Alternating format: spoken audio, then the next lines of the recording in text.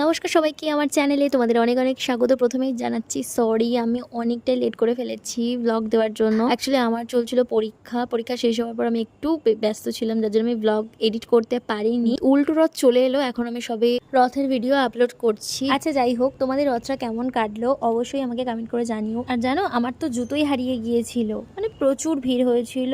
সবাই একবার বলো জয় জগন্নাথ। বড় রথ কিন্তু বেশ খানিক্ষণ দাঁড়িয়েছিল। বড় রথ চলে যাওয়ার পরই আমাদের পাড়ার সব পুচকিরা সব ছোট ছোট রথ নিয়ে বেরিয়েছিল। এমনি কথাতেই আছে রথ টানলে দুর্গা আসে। রথ যাওয়ার পরই তো পুজোর তোড়জোড় শুরু, কারণ রথের থেকেই তো খুঁটি পুজো শুরু হয়। আচ্ছা, তোমরা কারা কারা রথের সময় পুরী আর দীঘা গিয়েছো আমাকে কমেন্টে জানিও। আমার তো খুব ইচ্ছা একবার যাওয়ার।